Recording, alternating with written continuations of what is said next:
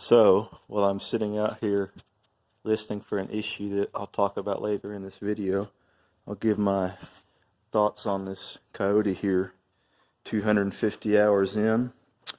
You guys probably remember, if you watch this channel, I really haven't posted anything about this tractor since I first got it. With 8 hours on it, it went back to the dealer. Remember the little coolant leak from it looked like the freeze plug in the back of the cylinder head. I kept it for a week. I called him up after, a week or so. I'm like, what's up with my tractor? Oh, we've tried a couple freeze plugs. They're not the right size. We're getting some more from Kioti. Just hang on. Another week goes by. Sent the guy an email, what the hell's up with my tractor? And it turns out there was the casting defect in the cylinder head, right around where the freeze plug was, so the freeze plug would not seal correctly. I don't think it was cracked or anything. It was just a little issue with the casting.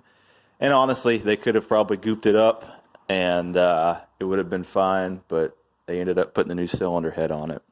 They said that when they went to pull the rocker assemblies off, those are bolted all the way through the cylinder head into the block, and apparently those broke off, so they had to extract those, which sounds like a giant pain.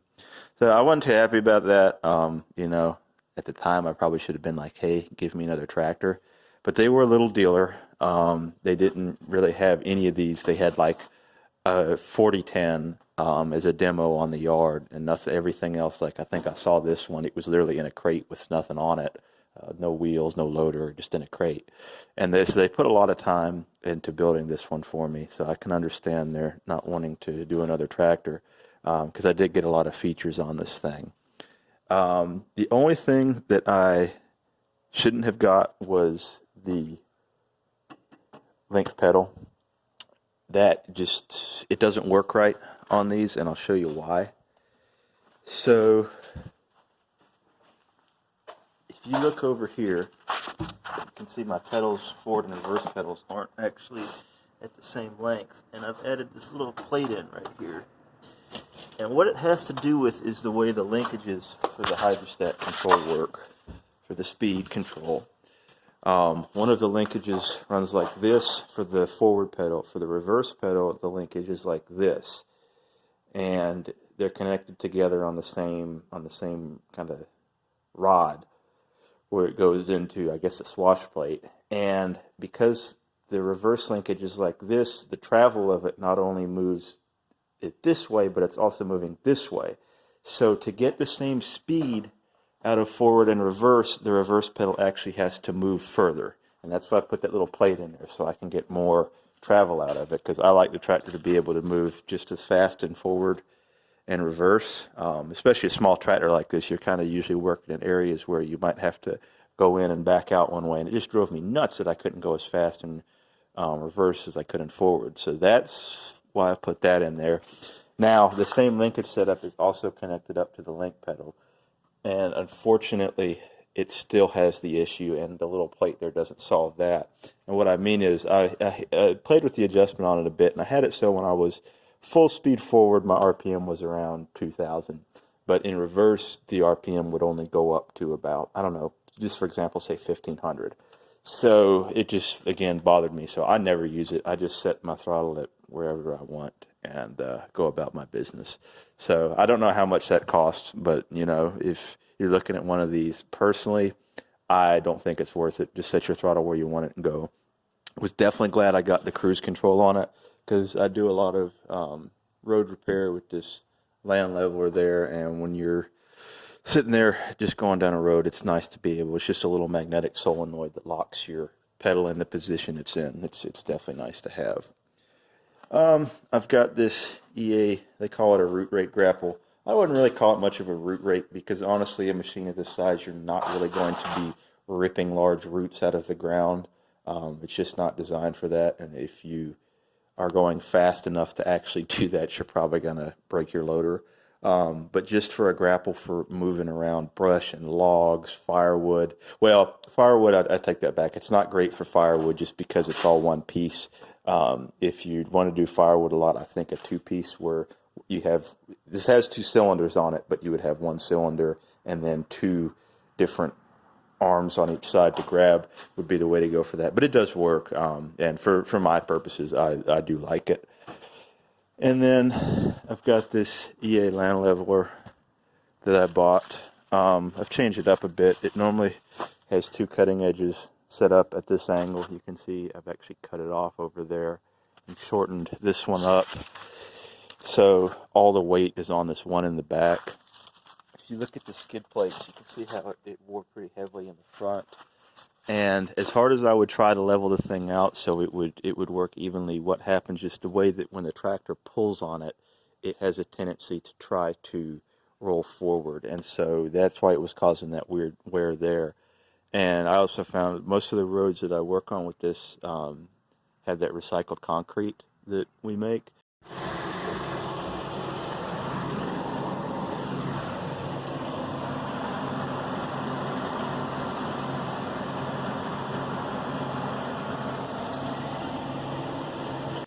And so you need as much weight as you can get on something, and putting all the weight on the one cutting edge seems to function a lot better. So I like it like this. The one thing I would like to add is maybe just a couple little pieces of tubing here, a rod, and then a plate that runs all the way across. So this can kind of function as a box blade, but then I could swing it up for just using it as a land leveler.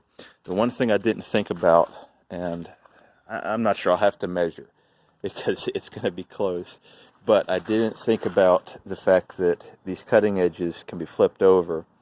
And I flipped this one over, I think, before I cut it. Now the problem is when I cut it over there and shorten, because it's obviously going to shorten the whole thing up over here, I'm probably not the same distance from here to here as I am from here to here. So the cutting edge itself, I have the other one that's still barely worn. When it comes time to replace it, I might have to chop a little bit off so that it sits more centered in there, because right now I think if I took this one and tried to flip it over, the holes wouldn't line up.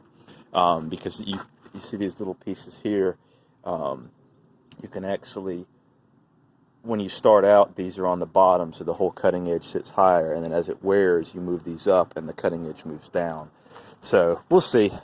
Maybe I'll get lucky and my just cutting it off and welding it back there was perfectly aligned, but we'll see.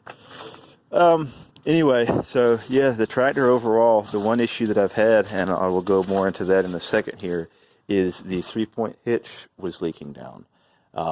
Normally it wasn't a big deal until you would use the tractor for a while and you would heat the fluid up, the fluid would get hot, and obviously it's going to become a lot thinner then, and what would happen is, you know, when you've got the implement up like this, you could actually hear the pump.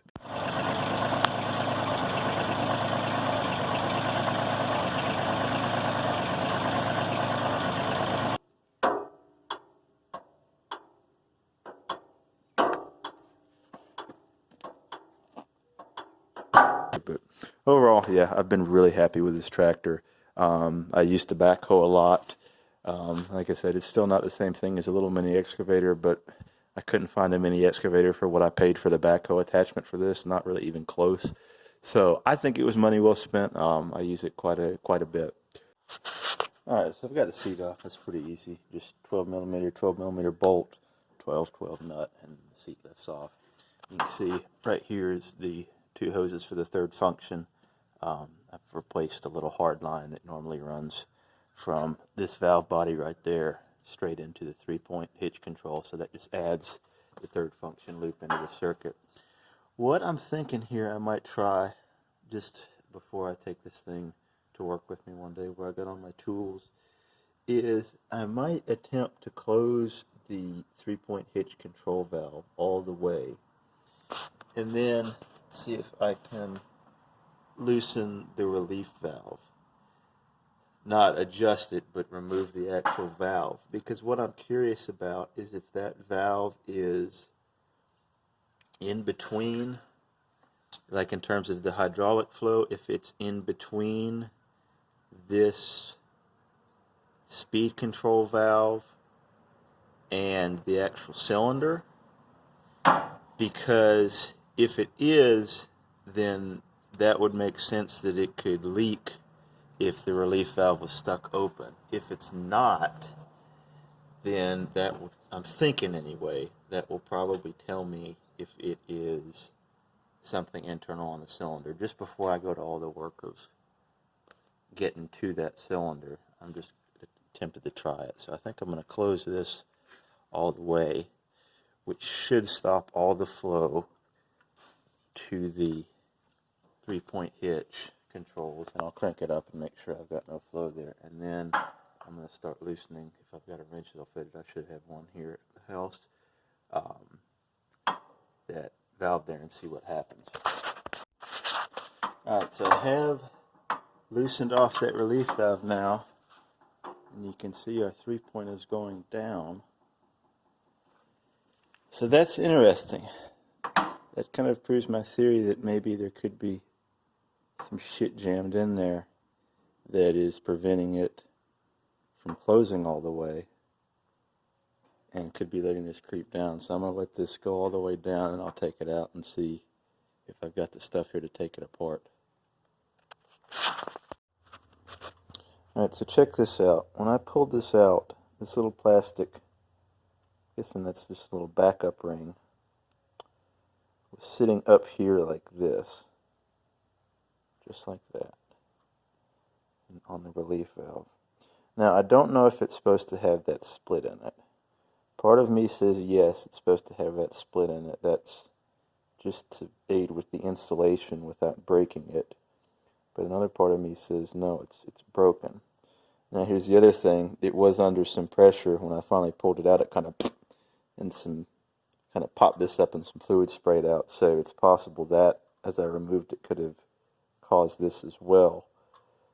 However, if for whatever reason it wasn't installed correctly and it was just sitting up there, then this O-ring here wouldn't function properly, and that could definitely allow fluid past there. I've never actually taken one of these relief valves apart before. How I would assume it works is this is on the pressure side, and the fluid, if there's too much pressure, it pushes up here and overcomes, I think there's a spring right in here that you adjust with this.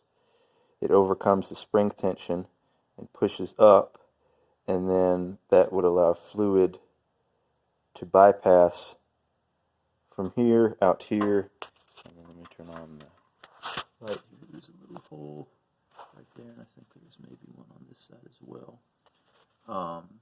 It would allow it to return to the tank.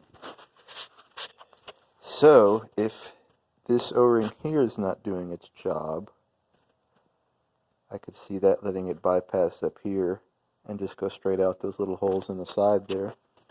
The other thing could theoretically be is if this thing isn't sealing internally, like down in here, and the fluid is coming up through here and out these little ports because it's not sealing down there. I guess that's a possibility. So I'm going to try to put this back in there. I'm wondering if, because like I said, this piece here was just sitting up here. If that was just how it got installed incorrectly, and this little O-ring here was not doing its job, I could see that causing the problem. I don't want to take this relief valve apart right now. A, because I probably do not have a hex socket here to remove that. So I think I'll just try that out of curiosity and see if possibly that could be the problem. Alright, so we'll open our 3-point speed control back up. Not exactly sure how many turns I need to give this thing.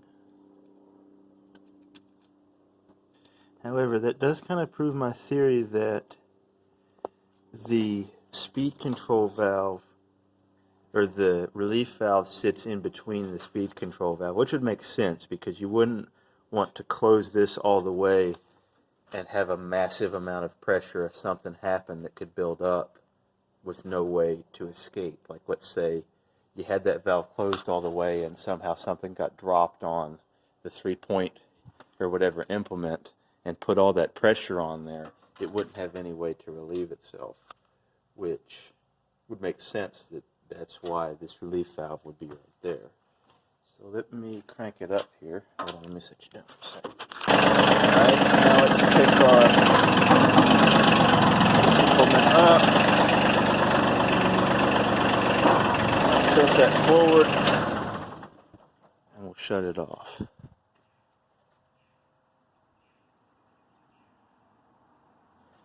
Let's see if we've still got any creeping on it.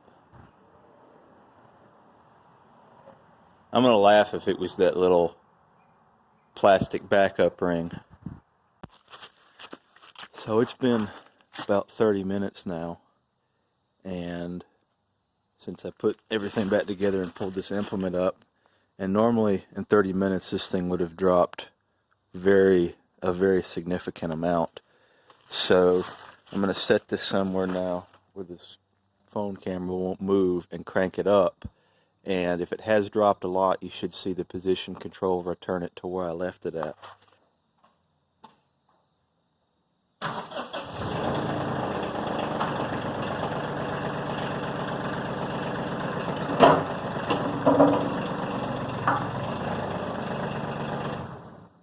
Alright, well, I was watching it when I cranked it up there, and I don't think it has dropped a bit. So, thank God. That means I don't have to, it was just that little backup ring and that relief valve there. Looked like it wasn't installed in the right spot, and that means I don't have to remove all this crap to get to the cylinder for the 3-point lift. So, let me button it back up and it'll be good to go. Alright, so I'm going to park it and leave the implement sitting all the way up, and we'll see what it's like tomorrow.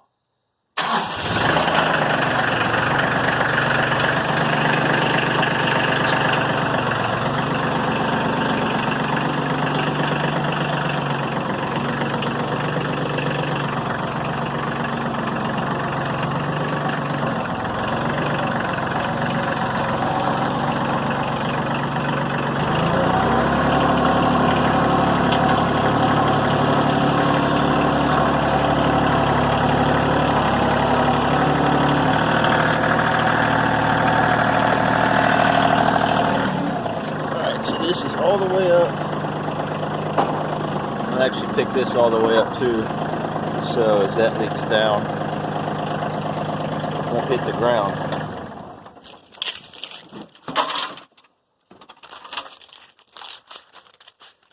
So we'll see how much it leaks overnight. It's probably about 4:30, 5 o'clock now, so I'll try it tomorrow morning or tomorrow afternoon, and we'll see how much it comes up. Hopefully, it'll still be way up in the air, and that'll be 100% we've solved the issue.